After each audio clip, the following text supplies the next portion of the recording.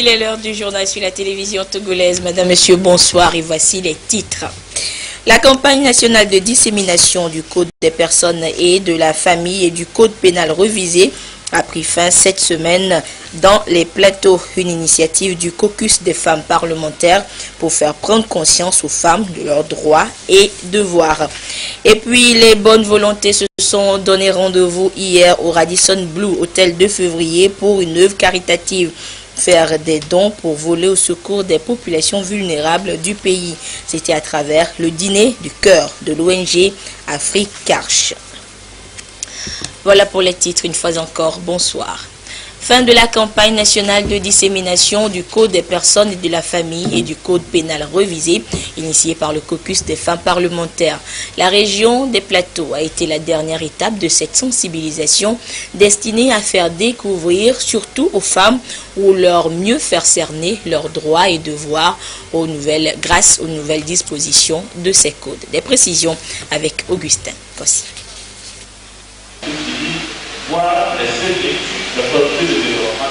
Cette sensibilisation est axée sur deux textes juridiques, le nouveau Code des personnes et de la famille ainsi que le Code pénal révisé. À la rencontre des autres femmes issues de différentes couches sociales, les femmes du caucus parlementaire ont passé au peigne fin les maux et les entraves à l'épanouissement de la gente féminine. Dans les localités d'Agou, de Badou, d'Amlamé et d'Adeta, les nouvelles dispositions prévues dans les deux codes ont été expliquées aux femmes de ces différents milieux. Des questions liées à la succession, aux droits et devoirs des femmes au foyer ou encore à la préservation de la paix, il n'y avait pas eu de sujet tabou. Et les praticiens du droit ont appuyé le caucus des femmes parlementaires pour amener les femmes à s'impliquer davantage dans la médiation, la culture de la paix et la prévention des conflits dans leur communauté. La région des Plateaux constitue la dernière phase de notre tournée de dissémination et nous sommes très satisfaites de l'intérêt qu'a suscité cette session de dissémination, de faire en sorte que les femmes puissent connaître leurs droits et notamment les nouvelles dispositions du Code des personnes et de la famille et du Code pénal et relatives donc à la protection des droits des femmes et des enfants. C'est essentiellement l'équilibre que le législateur a apporté dans la loi en faisant en sorte que notre article 11 qui stipule que l'homme et la femme sont égaux devant la loi dans la Constitution et puisse être pris en compte dans toutes les dispositions et du Code des personnes et de la famille et du Code pénal. Les femmes, qu'elles soient en milieu rural ou urbain, il est constaté qu'elles sont très peu représentées dans les instances de prise de décision et de négociation. Les responsables du caucus des femmes parlementaires les ont exhortées à une prise de conscience pour leur épanouissement social. Des comités d'alerte ayant pour but d'assurer une parfaite application des dispositions contenues dans le Code des personnes et de la famille et du Code pénal révisé seront mis en place dans toutes les régions du Togo. Et pendant ce temps, une autre dissémination se poursuit, celle du rapport de l'ITIE. Cette semaine, les acteurs de l'administration, de la société civile et des médias ont pris connaissance du dit document pour le compte de Lomé commune et de ses environs. Déjà, il faudra retenir que les sociétés extractives sont en règle vis-à-vis de l'État. Robert Potogbe, Clarisse Atikle. Le secteur extractif au Togo a contribué à plus de 17 milliards de francs CFA au revenu de l'État en 2014. Un revenu estimé à 2,6% dans l'économie, 2,9% dans le PIB et 31,6% dans les exportations. Le secteur a également créé plus de 4 300 emplois au Togo et participé au développement de certaines localités par le biais des sociétés minières. Ici, le débat est mené autour de ce rapport par les acteurs de Lomé commune et l'on estime qu'il y a encore des efforts à faire dans l'application des textes législatifs et réglementaires du secteur. Et le conciliateur a recommandé qu'on arrive quand même à formaliser l'exploitation artisanale, surtout dans le domaine des substances minérales précieuses au Togo. Ensuite, on a constaté que les décrets et les codes de l'eau et les codes minier et le code minier n'ont pas de test d'application. Et quand les lois sont adoptées, votées, et que les tests n'existent pas, c'est difficile de les mettre en application. C'est pourquoi ils recommandent qu'on élabore très rapidement les tests d'application pour donner quand même une certaine consistance aux tests de ces lois. Ensuite, ils demandent aussi qu'on mette en place les statistiques, le nombre d'emplois créés par le secteur extractif. 68 sociétés du secteur des mines, notamment l'eau, les phosphates, le clinker et le commerce de l'or, sont concernées par ce présent rapport qui a bénéficié du financement de la Banque africaine de développement, BAD. La Banque africaine de développement a accompagné le Togo depuis le départ pour se conformer aux exigences du luthier. Nous apprécions les efforts qui ont été faits par le gouvernement togolais pour se conformer aux exigences du luthier. Et nous espérons qu'à l'avenir, le Togo pourra même améliorer son score dans Transparency International parce que les efforts, disons, faits pour publier les données dans les industries extractives doivent en principe porter leurs fruits. L'ITIE a publié 5 rapports pour permettre aux populations d'apprécier tout ce qui se fait dans le secteur extractif au Togo. Prochaine étape, chef-lieu de la région maritime pour la dissémination du dit rapport. Et faire payer les industries extractives leurs redevances et bien d'autres initiatives sont des réformes économiques engagées par l'État togolais pour insuffler une nouvelle dynamique à l'économie du pays. Nous reviendrons tout à l'heure sur les dispositions prises pour l'amélioration du climat des affaires au Togo dans le courant de cette édition. Les acteurs du secteur de la santé animale de la région des Plateaux constitués en réseau se sont retrouvés à Atakwame pour une rencontre d'échange sur le fonctionnement de leur regroupement qui consiste à fournir des informations et faire des diagnostics d'épidémies animales dans leur zone d'intervention.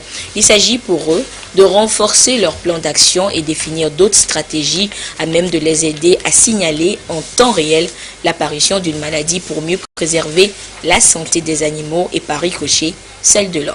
Sylvain Abdou. Avec l'application du plan stratégique de lutte contre les maladies animales, aucun nouveau cas de menace d'épidémie n'est encore enregistré au Togo. Mais les acteurs de la santé animale continuent leur lutte, celle d'offrir un environnement favorable pour préserver la santé des animaux souvent exposés aux épizooties. Ce qui explique cette rencontre à Atapamé des acteurs régionaux de la santé animale qui envisagent d'autres plans d'action, celle de mettre en commun leurs forces pour lever les contraintes liées à la pratique de l'élevage en matière de santé. Ils mettent l'accent sur l'information et le diagnostic pour signaler en temps réel l'apparition d'une maladie et enrayer le plus tôt possible le mal pour booster le secteur à contribuer efficacement au développement de l'économie nationale. Tout se passe d'abord avec les acteurs de terrain. Voir avec ces acteurs-là quel est l'état de leur contribution à la collecte des informations pour alimenter notre connaissance sur la situation des maladies. Pour plus d'efficacité dans le diagnostic et la collecte des informations fiables, ces acteurs se sont mis en réseau pour accroître leur surveillance épidémiologique et mieux préserver la santé des animaux. Une démarche soutenue par la FAO, Organisation des Nations Unies pour l'alimentation et l'agriculture. Il s'agit pour nous de collecter des informations au niveau des acteurs, au niveau des régions, des informations sur le fonctionnement de ce réseau, les problèmes que ces acteurs rencontrent dans leur fonctionnement. Et tout cela pourra nous amener à voir quels sont les besoins en renforcement des capacités qu'il faut apporter à ces agents du REMATO dans les régions. La constitution du réseau répond à la mise en œuvre du projet renforcement de capacités de surveillance épidémiologique des maladies animales au Togo. La présente rencontre est de susciter l'implication des acteurs dans la mise en œuvre du projet et pour le bon fonctionnement du réseau.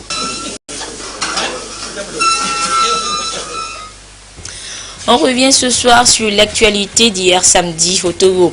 L'actualité a donc été marquée par la marche simultanée organisée par le PNP, Parti national panafricain, à Lomé, Agné, Sokodé, Bafilo et Kara.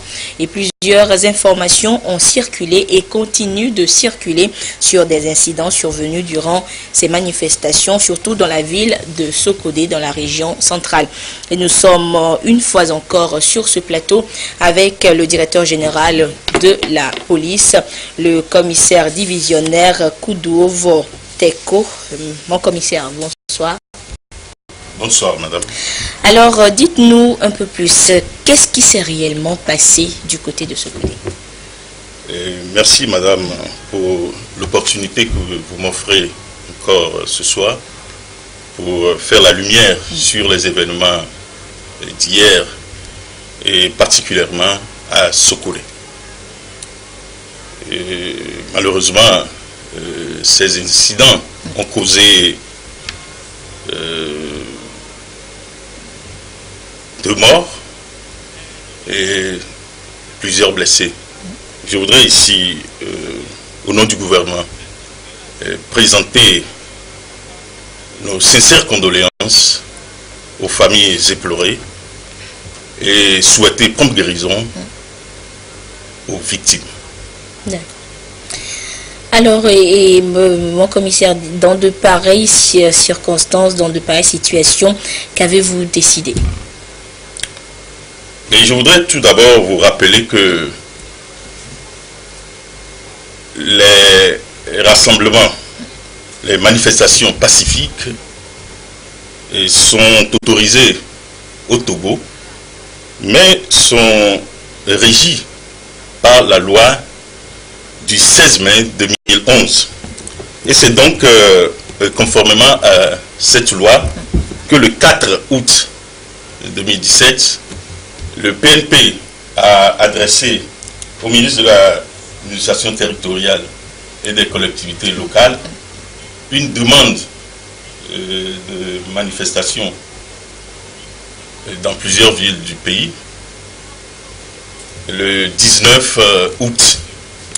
Et donc, le 10 août 2017, il y a eu une réunion qui a été organisée par le ministre de tutelle et qui a réuni les responsables du PNP. Une délégation a été conduite par le docteur Sama. Et au cours de la réunion, le ministre a fait des observations et des recommandations, notamment sur les lieux de rassemblement et les itinéraires. Le PNP devait se retrouver avec le ministre de tutelle le 14 août. Mais malheureusement, au cours de cette réunion, les organisateurs de la marche étaient absents. Et voilà donc ce qui a créé la discorde entre les deux parties. D'accord, alors maintenant, on voudrait comprendre ce qui a pu arriver, comment est-ce qu'on comprend les incidents qui sont survenus, surtout dans la ville de Sokodé. Mais il faut dire d'abord que face à cette situation de discorde, le ministre de l'administration territoriale et des collectivités locales pouvait reporter ou interdire ces manifestations. Mais il a choisi sur la base de l'article 14 de la loi de 2011 de notifier au PNP, aux organisateurs de la marche, des recommandations écrites sur les itinéraires. Parce que la marche était organisée de Bafilo jusqu'à Lomé. Donc, de façon simultanée. De façon simultanée. On ne devait pas bloquer cette route internationale qui constitue un axe à caractère économique pour le pays. Et c'est sur cette base que le refus a été signifié aux organisateurs de la manifestation. Mais la marche a donc commencé au mépris des recommandations du ministre. Et c'est ce qui a permis aux forces de l'ordre de disperser la manifestation. Mais entre-temps, nous avons constaté que la situation a dégénéré très vite. On était dans une situation de guérilla urbaine. Et il y avait la volonté des manifestants de bloquer la nationale numéro 1 de façon systématique et de s'en prendre aux forces de l'ordre. Le commissariat de police a été saccagé, les armes ont été volées, d'autres ont été brûlées. À Sokodé. À Sokodé. Puisque vous me posez la question sur Sokodé. Sur Sokodé, oui. Des armes ont été brandies par les manifestants. Et vous avez pu voir ça sur les images qui ont circulé. Des véhicules ont été brûlés. Il y a même eu des pare-brises, des véhicules cassés, dont une ambulance des sapeurs-pompiers. Et nous déplorons 2 morts et 57 blessés du côté des forces de sécurité et 20 du côté des manifestants. D'accord. Alors, face à tout cela, dites-nous, monsieur le directeur, quelles sont les suites à donner? Oui, je voudrais rappeler que le Togo reste et demeure un état de droit qui garantit la liberté de manifestation conformément à la loi. Mais toutefois, le gouvernement rappelle que les organisateurs de ces manifestations doivent respecter les dispositions de la loi que nous-mêmes nous sommes donnés. Nous avons remarqué que l'attitude du PNP dénote une volonté délibérée de déstabilisation, de trouble à la paix, à la quiétude des populations et à l'ordre public. Nous voudrons rappeler que les enquêtes judiciaires sont ouvertes pour déterminer et situer les responsabilités. Le gouvernement déplore l'attitude malveillante et tendancieuse qui a consisté à utiliser de fausses vidéos et images, d'ailleurs des faits d'intoxication et de désinformation systématique sur les réseaux sociaux. Et je voudrais réitérer ici les condoléances du gouvernement aux familles éplorées et nos vœux de prompte guérison à tous les blessés. Merci beaucoup, monsieur le directeur. Je rappelle donc que vous êtes directeur général de la police nationale, commissaire divisionnaire Koudouvo Teko, venu nous expliquer un peu plus sur les événements qui se sont déroulés spécifiquement du côté de Sokodé dans la journée d'hier samedi. Et nous poursuivons donc cette édition. Je vous le disais, que faire payer les industries extractives leurs redevances, comme le souligne le rapport de l'ITIE, et bien d'autres initiatives sont des réformes économiques engagées par l'État togolais sous l'impulsion du chef de l'État pour insuffler une nouvelle dynamique à l'économie du pays. Et ce soir, Luc Assi revient sur ces dispositions d'amélioration du climat des affaires au Togo. Et c'est la suite de la série des sujets de nos enquêtes sur les réformes engagées au Togo. Suivez. Le gouvernement togolais s'est engagé dans une dynamique irréversible d'amélioration du climat des affaires depuis quelques années. Dans cette optique, des mesures ont été prises pour rendre effective cette amélioration du climat des affaires. De nouvelles conditions de création et d'exercice d'activités économiques ont été instaurées. Il s'agit de la réduction du temps de création d'entreprise. En 24 heures, l'on peut créer son entreprise au centre de formalité des entreprises CFE. Le coût de création d'entreprise a été aussi revu à la baisse. Le paiement des redevances à la création d'une entreprise est suspendu. Une décision effective depuis 2015. Concernant le transfert de propriété, des efforts sont faits. Les actes enregistrés peuvent être retirés 24 heures après le paiement des droits y afférents. La création et l'opérationnalisation du guichet unique du commerce extérieur Séguis, basé sur un système de paiement unique, et la dématérialisation des pièces restent un acquis des réformes économiques du gouvernement afin d'accélérer les formalités et réduire les coûts ainsi que les délais dans le contexte des procédures d'importation et d'exportation.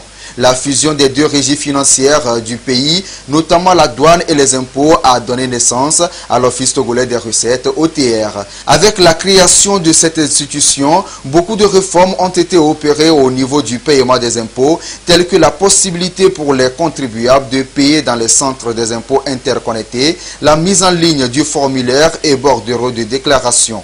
À tout cela s'ajoute la réduction du délai relativement long du règlement des litiges à 48 heures maximum. Une cour d'arbitrage du Togo Kato est aussi créée pour régler les différends entre les opérateurs économiques. Toutes ces réformes ont permis au Togo de progresser de plusieurs points dans le classement Doing Business, d'attirer plus d'investisseurs, d'assainir le climat des affaires et de créer plus d'emplois. Grâce à cet environnement économique favorable, la Chambre de commerce et d'industrie du Togo a pu renouer avec le commerce international et promouvoir le secteur privé pour exporter plus de produits togolais. Ces réformes traduisent aussi une meilleure prise en compte des efforts du gouvernement en matière de promotion du secteur privé. Un secteur privé qui salue aujourd'hui les avantages d'un climat d'affaires propice qui lui permet d'attirer plus d'investissements. La loi de finances 2017 offre également plusieurs facilités fiscales aux entreprises, notamment la réduction de l'impôt sur les sociétés de 29 à 28% et les équipements informatiques sont hors taxe, puis certains produits alimentaires et textiles voient leur taux de TVA ramené de 18 à 10%. L'adoption du nouveau code des douanes pour adapter la législation douanière togolaise à l'environnement économique international et surtout faciliter et simplifier les opérations douanières est le coup de grâce de l'État porté pour séduire davantage les investisseurs et hommes d'affaires. Amener les laboratoires de biologie médicale au Togo à améliorer leur système de management de qualité, c'est l'objectif des autorités sanitaires en remettant des distinctions aux laboratoires les plus performants. Ceci pour inciter les responsables de ces structures sanitaires à garantir et offrir des services de qualité à la population et ceci conformément aux normes internationales. Samuel Débé, Carmen Madji à Kako nous en disent plus. Le laboratoire du CHR Tchévier en voie de son accréditation à la norme ISO 15189, la référence de management de la qualité dans les laboratoires de biochimie médicale au Togo. Ce prix de performance à 2 étoiles décerné au CHR Tchévier va inciter davantage cette structure à mieux s'investir dans la mise en place, le maintien et l'amélioration de son système de management de qualité. C'est un défi qui nous est lancé. Il n'y a plus question de retourner en arrière. Il va falloir continuer parce que ce n'est que des échelles.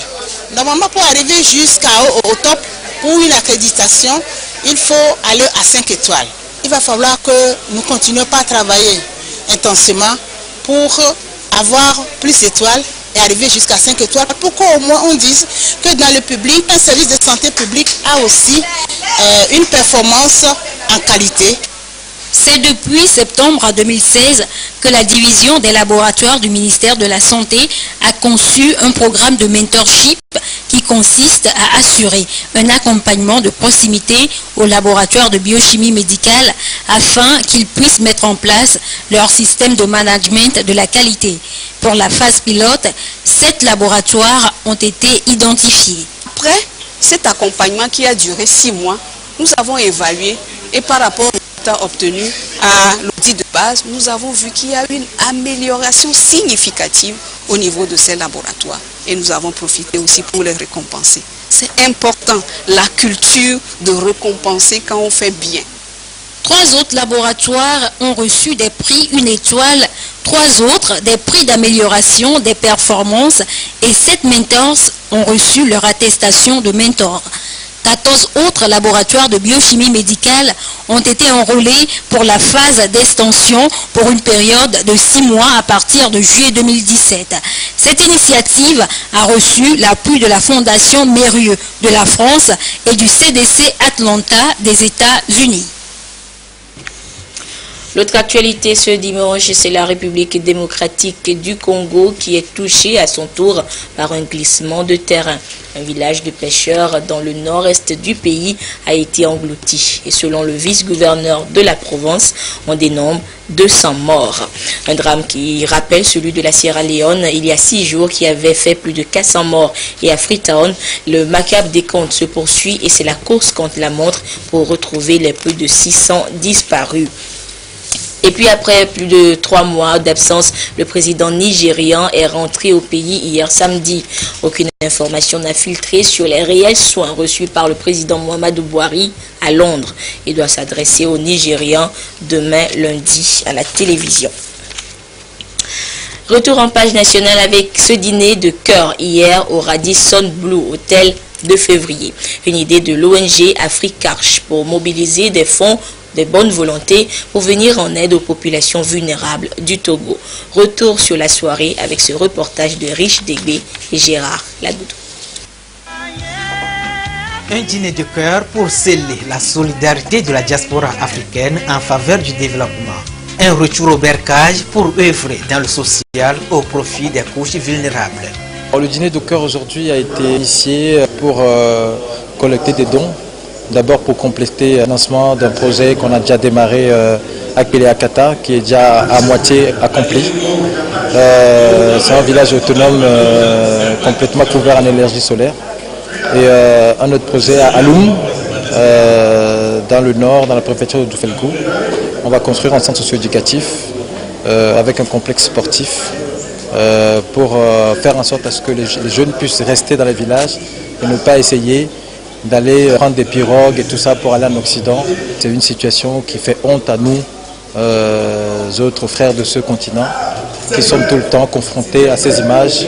Et nous souhaitons vivement mettre un arrêt, ne serait-ce qu'un temps soit peu, à ce genre de situation. Grâce à la contribution des bonnes volontés, l'ONG Africarche, en 6 ans d'existence, enregistre à son actif des réalisations telles que la construction d'infrastructures dans la préfecture de la Kosa et des dons de vivres et de non-vivres aux couches défavorisées des préfectures de Vaud, du Bas-Mono et de la Vie. Les questions de solidarité pour l'Africain, c'est un peu comme des valeurs culturelles inaliénables. Nous naissons avec le sens de la solidarité, le sens du soutien.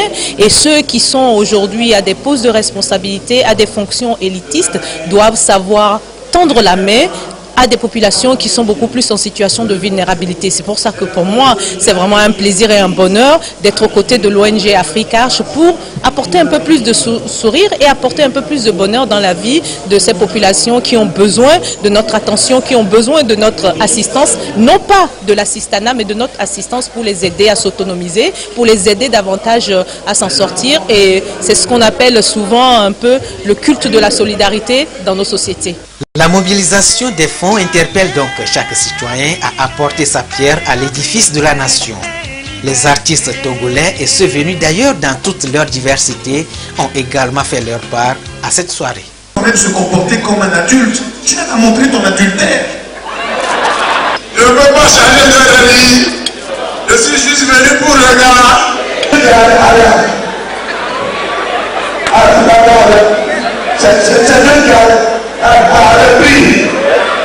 Adam a été fabriqué avec de l'eau élargie. La femme a été fabriquée avec une côte. Côte égale à os.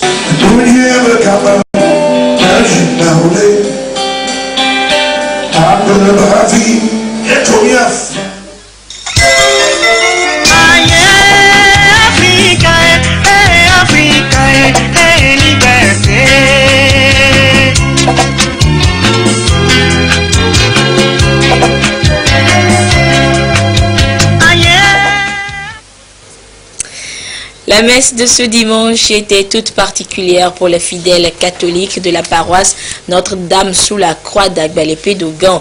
Et pour cause, elle a été célébrée par le nouvel évêque de Dapaon, Monseigneur Dominique Banlen Kigbil, qui a invité toute la communauté chrétienne à accompagner la mission de l'Église.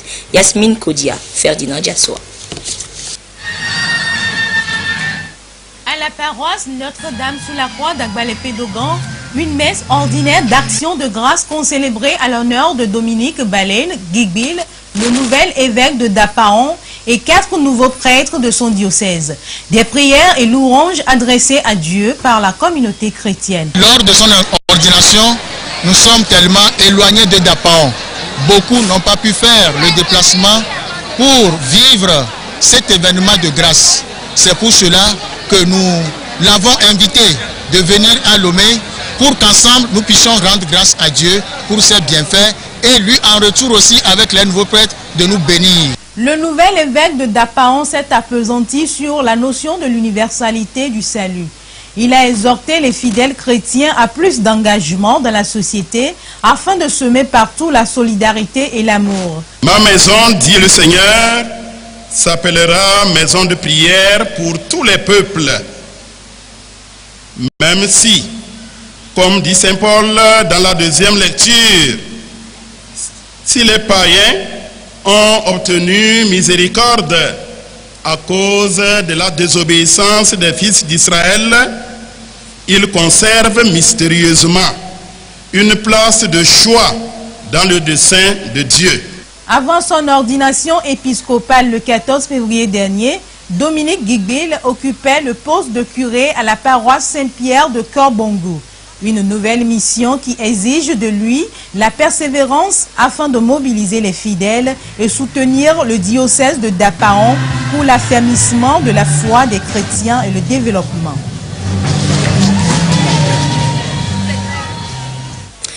Le ministre de la Défense et des anciens combattants porte à la connaissance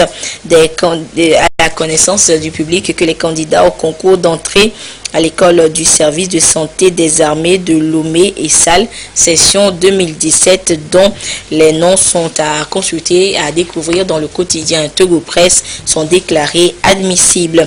Les intéressés sont priés de se présenter à l'école du service de santé des armées de Lomé le demain lundi 21 août 2017 à 7h. Tout candidat qui ne se présentera pas avant le mercredi 23 août à 12h sera considéré comme démissionnaire. Et pour permettre aux fils et filles du Grand Ogo de se retrouver davantage pour discuter du développement et promouvoir leur diversité culturelle, l'association Iré Ogo a initié la semaine du patrimoine culturel du Grand Ogo, événement qui est à sa toute première édition. Officiellement lancé du côté d'Atakwame, cet événement veut permettre de promouvoir l'émancipation de la femme et des rites ancestrales. Les précisions avec Silver Abdou.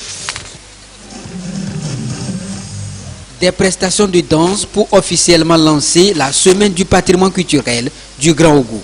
Une dynamique impulsée par l'association Iré Ogo qui, à travers cette initiative, entend contribuer à la valorisation des richesses et patrimoine culturel autour d'une plateforme d'échange et de discussion pour permettre aux fils et filles du Grand Ogo de se retrouver et penser développement de la localité. La semaine du patrimoine culturel du Grand Ogo met en exergue les activités, notamment l'élection de la dame et l'aimant pour célébrer la femme émancipée et le festival de danse pour renouer avec les rites du passé. Elle fait également place à la foire alimentaire pour offrir un espace de visibilité, de promotion des mets locaux et des différents produits agricoles dont regorge le Grand Ogo. C'est exposer les mets et les éléments d'agriculture dans le sens que la diversité soit confirmée dans le Grand Ogo. Et à travers cette diversité, nous mettons l'accent sur l'unité des filles et fils de l'Ogo. Et je peux vous dire que la particularité, c'est de rassembler les filles et fils de l'Ogo autour d'un idéal commun qui est le développement, en passant par la culture. Il nous faut de tels événements pour réanimer un peu la commune, pour donner vie non seulement à la population, à l'administration, mais à la commune sur le plan économique. L'initiative permet d'encourager et de motiver les producteurs à accroître leur production et booster le développement et la croissance économique de la préfecture. Cette foire-là va permettre de découvrir ce que nous avons comme qualité, comme élément matériel et aussi immatériel.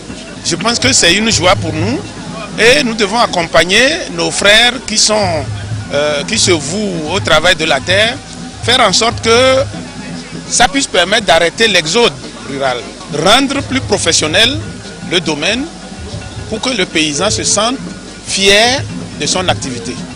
La semaine du patrimoine culturel du Grand Ogooué est de parvenir à fraterniser les peuples autour d'un idéal commun, la culture, une arme pour construire l'unité, la paix et la prospérité. Après 5 jours de compétition, le 21e championnat militaire de cross-country et le 5e de tir ferment leurs portes.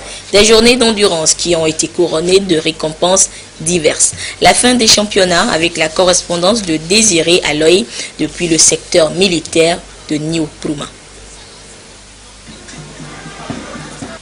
Le 21e championnat militaire et paramilitaire de cross-country édition 2017 et le 5e championnat militaire et paramilitaire de tir ferment leurs portes à Dapan. Un cross-country court 5 km pour tourner la page. 19 équipes arrivées de garnison et autres unités paramilitaires à la quête du podium. Le sport, vecteur de cohésion, 5 jours de compétition à Dapan dans le 5e secteur militaire. Dans leur discipline, on n'abandonne jamais, il faut à tout prix arriver. Parti de l'ancienne douane, le bout c'est ici au stade municipal de la ville de Dapan. Des athlètes au front avec détermination pour honorer leur unité. Chose faite. Le RPC 15 minutes 07 enlève la première place, suivi de RCGP 15 minutes 09 et le troisième, le deuxième RI 15 minutes 11. Puis suivi du moment de récompense au cross-country, prix individuel au cross-court. Deuxième RI prend la troisième place, médaille en bronze, suivi de Wapoul RCGP, médaille en argent, et Karka de RPC, médaille en or. Au cross long, médaille en bronze, Wapoul de RCGP, médaille en argent, Karka de RPC et Helim Akleso, médaille en or. La médaille en bronze au tigre, prix individuel au pistolet, revient à Koutantare, RPC, suivi de Kondo Kadanga, médaille en argent, et Salanka du premier bir, médaille en or. Au fusil, le sergent Kola Essohanam et le lieutenant Anakwa Achardeu de RPC prennent les 2 premières médailles, argent et or, suivi du sergent Salandia du premier bir, médaille en bronze. Au niveau des prix en équipe, au cross long et court, le RPC enlève les 2 trophées. Au tir, le 3e RI et le premier bir enlèvent les trophées. Au tir, chez le personnel féminin, Aleka Martine, 2e bir, médaille en bronze. Yata Manano, Eau et Forêt, médaille en argent. Et la première, c'est le sergent Boukari Sougoulman du premier bir, médaille en or au fusil. Au classement général, le RPC prend la première place, 15 médailles, suivi de la gendarmerie nationale, 15 médailles, et le troisième, le deuxième bir, 15 médailles. Au tir, le RCGP occupe la 3e place, suivi du RPC et le premier bir, première place. Au tir et au pistolet, RCGP 3e place, RPC 2e place et le premier bir occupe la première place, 15 médailles. Au total, 15 coupes et des dizaines de médailles sont distribuées. Une satisfaction du commandant du 5e secteur militaire de Niouprouma, le lieutenant-colonel Payassim Nyakulaba, représentant le chef d'état-major général des forces armées togolaises. Le sport est un facteur de cohésion selon lui et offre le goût de l'effort au sein de l'institution militaire. Une semaine de compétition ici à Dapan, j'exprime le sentiment de satisfaction du haut commandement des forces armées sur l'organisation et le déroulement de ce double championnat. Le tir reste la marque distinctive du soldat et la mesure ultime de son action au service de la sécurité de la nation. Je veux surtout me réjouir que l'événement de ce jour offre au régiment l'opportunité de se rapprocher davantage des autorités, des cadres et des populations des localités environnantes. Ce rapprochement est essentiel car il se situe dans le cadre des idéaux de paix et de réconciliation mis en œuvre par le chef de l'État et son gouvernement. Au nom du chef d'état-major général des forces armées, j'adresse mes vives félicitations à toutes les unités. Vous devez être aptes à défendre honorablement le nom des forces armées togolaises et partant les couleurs nationales. C'est l'un de nos objectifs que vous ne devez en aucun moment perdre de vue. Peu importe le nombre de médailles, de trophées individuels ou par groupe enlevés, c'est l'esprit de brassage, de cohésion, de fair play des forces armées togolaises et des forces de sécurité qui gagne. À la question de savoir qui organisera le 22e championnat de cross-country et le 6e du tir, rendez-vous décembre prochain pour le savoir au cours de la rencontre bilan du sport des femmes. Le directeur général de la police nationale était donc dans cette édition pour nous donner des détails sur les événements survenus hier dans la ville de Sokodé. Et face à toutes les manifestations, à tout ce qui s'est déroulé dans la journée d'hier samedi dans notre pays, je vous donne lecture de cette déclaration du parti UNIR. Plusieurs villes de notre pays ont été ce samedi 19 août 2017 le théâtre de graves violences et d'exactions qui ont entraîné le décès de 2 personnes et occasionné des blessés et de nombreux dégâts matériels. Le parti UNIR présente ses sincères condoléances aux familles des victimes et souhaite un prompt rétablissement aux blessés civils et militaires. Le parti exprime également sa compassion et son soutien à toutes les personnes, togolais et étrangers, qui ont durement subi les effets néfastes de ces violences et de ces exactions perpétrées par les manifestants. Cette douloureuse situation est avant tout la conséquence de l'attitude des responsables du Parti national panafricain PNP qui ont refusé ostensiblement de collaborer avec les autorités concernant les itinéraires à respecter pour un déroulement serein et sans débordement des manifestations conformément aux normes et aux usages en vigueur dans notre pays et dans tous les systèmes démocratiques à travers le monde. Les discours d'intolérance et de haine, ainsi que l'extrémisme affiché par les dirigeants du PNP et leur volonté d'en découdre avec les forces de sécurité n'en ont servi qu'à exacerber les tensions. Il est important de noter qu'aucun débordement ni incident particulier n'ont été signalés à Bafilo, où les manifestants ont respecté l'itinéraire convenu entre les organisateurs et les autorités. Le parti UNIR condamne fermement les actes d'incivisme et les graves violences et agressions physiques, notamment ceux perpétrés contre les forces de l'ordre dans l'exercice de leur mission de maintien de l'ordre et de la sécurité au service de tous. De même, il déplore les saccages et les destructions volontaires des édifices et des biens publics et privés qui sont des actes sans lien avec les manifestations pacifiques publiques. Le parti UNIR est viscéralement attaché aux libertés fondamentales et notamment à la liberté d'association et de manifestation.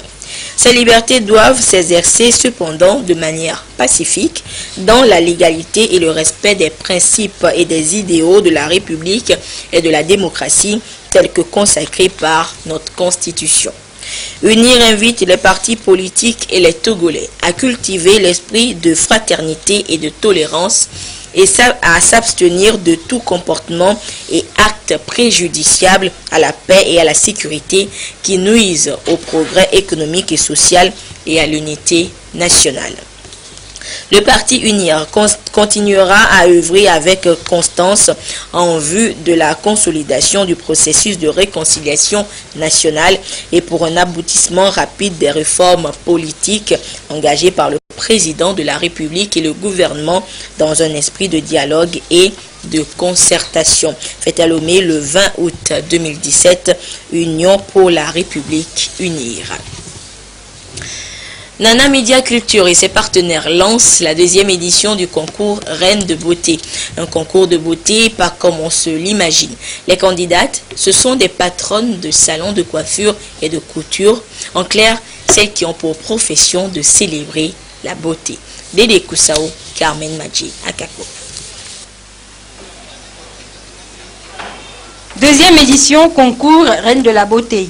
50 candidates, coiffeuses, tresseuses et couturières sont en compétition pour les couronnes de la meilleure coiffeuse, meilleure tresseuse et meilleure couturière de l'année 2017 de la région maritime.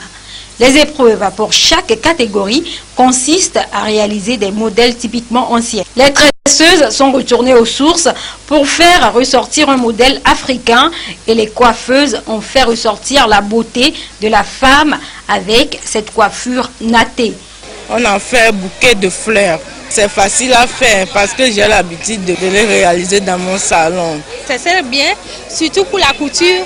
Vraiment, c'est un modèle très ancien. Et les gens vraiment ont eu du mal à s'en sortir, mais finalement, ils ont pu terminer.